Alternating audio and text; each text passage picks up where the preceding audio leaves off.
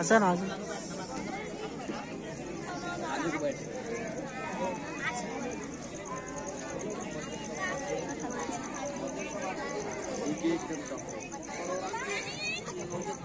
अल्लाहु अकबर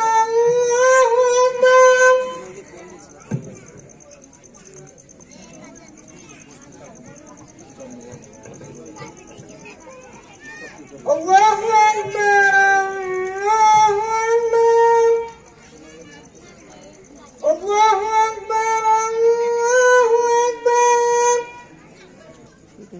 अशहदु अन ला इलाहा इल्लल्लाह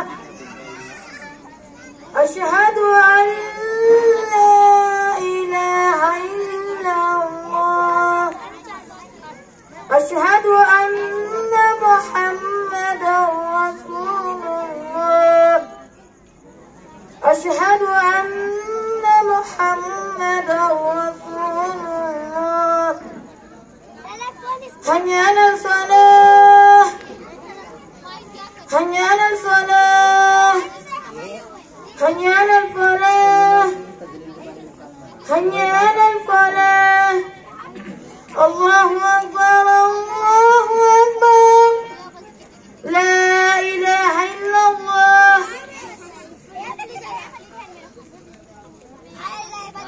क्या हाल है बाबा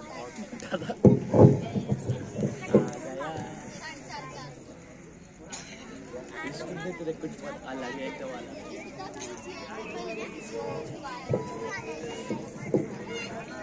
जमात का वक्त हो चुका है, अभी तक इमाम साहब क्यों नहीं आए? मुअज्जिन साहब कहाँ गए? इमाम साहब जी हाँ जी मुझे मालूम नहीं। हाँ, ज़ोहर के नमाज के बाद कुछ परेशान नजर आ रहे थे। मस्जिद के जिम्मेदारों को बताए बगैर चले जाते हैं। हाजी जी आ गए इमाम साहब। रुके इमाम साहब, आपको जमात का टाइम मालूम नहीं है? जी मालूम है। हाँ, सिर्फ 2 मिनट लेट हुआ हूँ। 2 मिनट लेट क्यों हो, जबकि जमात का टाइम 1:30 है, तो आप 1:32 पर क्यों आए हो?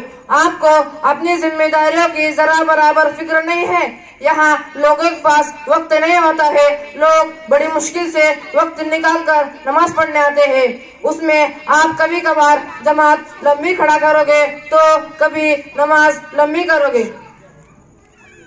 ये क्या तमाशा है? सही तरीके से नमाज पढ़ाना है तो पढ़ाओ, वरना अपना कहीं इंतजाम कर लेना। चलो पढ़ाओ नमाज। अरे हाजी जी, आपने तो एक भी मर्तबा यह नहीं पूछा कि इमाम साहब 2 मिनट लेट क्यों हुए, इसकी क्या वजह है? बस इमाम साहब के आते ही बरसने लगे। मालूम होता है कि आपने इमाम नहीं मजदूर रखा है। बताइए इमाम साहब, आप 2 मिनट लेट क्यों हुए? मेरी वालिदा की तबीयत नासाज है, उन्हें हॉस्पिटल में एडमिट करने में देरी हो गई। अस्तगफिरुल्लाह। सुन ले हाजी जी, आपने किस वजह से देर हुए इमाम साहब, और लेट भी हुए तो सिर्फ 2 मिनट। आप लोगों के दिलों में इमाम का अदब और एहतराम नहीं है। आप लोग इमाम को इमाम समझकर नहीं, नौकर समझकर रखते हैं। 10,000 रुपए महीना तनख्वाह देकर आप इमाम को समझते हैं कि हमने खरीद लिया है। जितनी इमाम की तनख्वाह होती है उतना खर्च तो मस्जिदों के मुतवल्लियों के यहाँ महीने का दूध आता है। अरे हाजी जी, आपको शायद पता नहीं है कि मस्जिद से ज्यादा अफजल इमाम और मुअज्जिन होता है। आप सल्लल्लाहु अलैहि वसल्लम ने काबा से मुखातिब होकर फरमाया, ए काबा, तेरी हुर्मत और इज्जत अपनी जगह है, लेकिन इससे कई गुना ज्यादा बढ़कर एक इंसान की जान, माल, इज्जत व आबरू है। अगर कोई इंसान को नुकसान पहुंचाए तो काबा के बढ़ाने से ज्यादा बढ़कर होगा। आज मुसलमानों पर जो हालात आ रहे हैं वो उलमाओं के खून चूसने, उनका अदब होतराम ना करने की वजह से आ रहे हैं। आप सल्लल्लाहु अलैहि वसल्लम ने हज़रत अस्वद से मुखातिब होकर फरमाया कि तुझसे ज्यादा इज्जत वाला एक मुसलमान है। तो जब एक मुसलमान हज़रत अस्वद से अफजल है तो एक आलिम दीन बदल जा यकीनन अफजल होगा। यह मुतवल्ली हजरात इमाम मसाजिद को कमतर और मस्जिदों को उनके अफजल समझते हैं।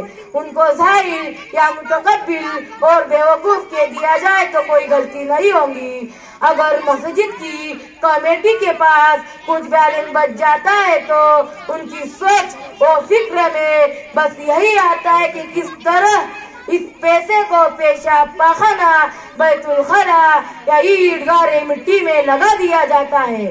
चाहे उनको कोई चीज बनी बनाई तोड़नी ही पड़े, मगर उनके जहन में यह नहीं आता कि इमाम, मुअज्जिन या मुदर्रिस की तनख्वाह में इजाफा कर दिया जाए। हिंदुस्तान की मस्जिदों में हजारों आइमा किराए के मकानों में रहकर या मस्जिद के उजरे में रहकर जिंदगी गुजार कर दुनिया से रुखसत हो गए, मगर एक फिरौन सिफात और एक मेंबराने मसाजिद को जर्रा बराबर भी तरस नहीं आता। हाँ, इमाम साहब जमात में 2 मिनट लेट हो जाए तो इमाम का खून चूसने के लिए तैयार रहते हैं। ऐसे मेंबराने मसाजिद को ध्यान रखना चाहिए कि हिसाबों किताबों का दीन और अमाल तोलने वाली तराजू उनके भी लिए है। मैं अल्लाह से दुआ मांगता हूँ कि हमें अपने इमामों की कदर करने की तौफीक अता फरमाए। मुअज्जिन साहब, मैं बहुत शर्मिंदा हूँ, मैं अपनी हरकतों से माफी चाहता हूँ। मुअज्जिन साहब, आप